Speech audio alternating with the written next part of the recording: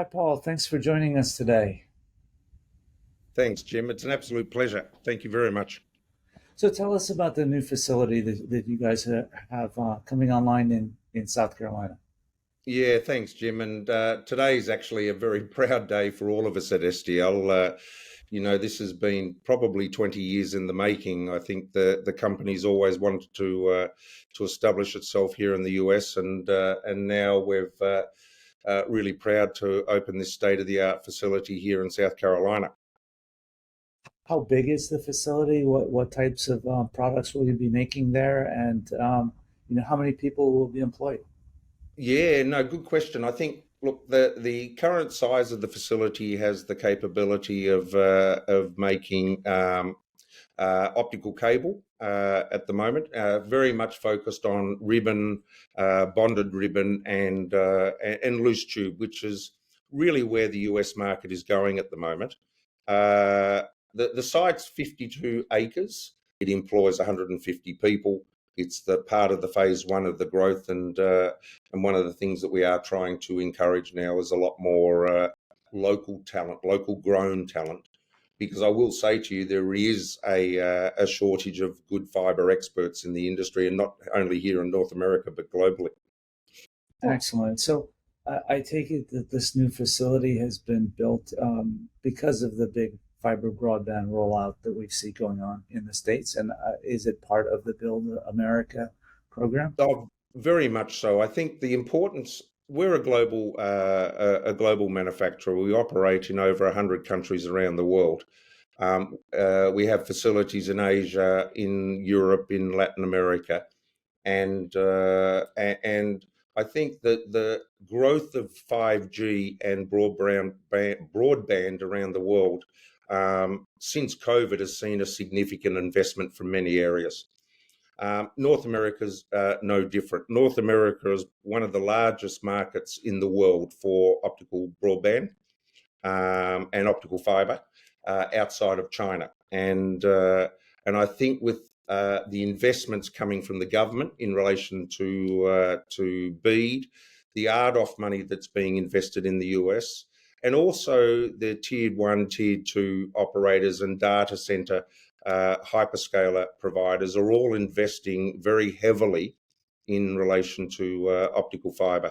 And a large part of that here in North America is we're just starting to see the tip of the North American market. I think what you'll see over the next 5 years is quite a significant increase in the rollout, trying to connect all Americans to broadband. Yeah, exactly. So, one of the aspects of it that's, I guess, one of the goals of this program, of course, is to address supply chain issues. So, what are you seeing from, the STL perspective, or better yet, from your customers' perspective? How does this help address the supply chain, and what other snags or issues are still out there from the customer's perspective?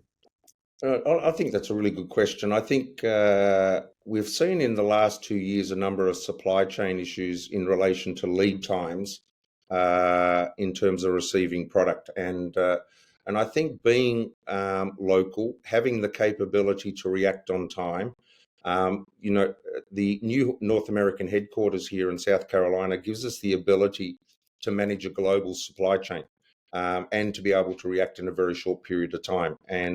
And as I said to you before, having this initial investment in this factory, and I must admit, it is a state-of-the-art facility, allows us to really be able to react in a very short period of time in relation to all these supply chain issues that have happened in the past. I'd probably say now, Jim, the supply chain issues are not as bad as they were in the last 2 years, but I do believe probably in the next 12 months, they're going to be a real issue here in the US. Okay. And in terms of, the price or the cost of goods manufactured here in the States versus importing them from Asia or elsewhere, what is the trend that you're seeing in that? Look, I think in terms of pricing, I think globally, I think pricing is quite stable. You will always have countries that are cheaper. You'll always have competitors that will be cheaper. But I think the major drive for us here at STL is driving innovation and continually trying to focus on the fiber and on the cable and on the connectivity that allows us to give more value in terms of the overall network. And if you put yourself into a hyperscaler or into a telecom operator, they're looking for latency, they're looking for bend insensitivity. They're looking to be able to roll out networks quickly at a much lower cost. And, one of the things that this facility does bring is a very unique capability, what we call bonded ribbon.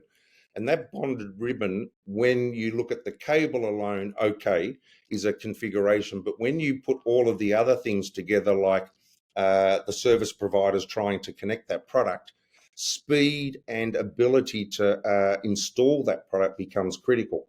So having this technology to allow the installation and connection to the connectivity through our cable really provides so many benefits on so many levels, and not only cost. Well, fantastic. Congratulations again on launching the new facility, and thank you for joining us today. And it's an absolute pleasure, and I really thank you for giving me the time to talk to you, Jim.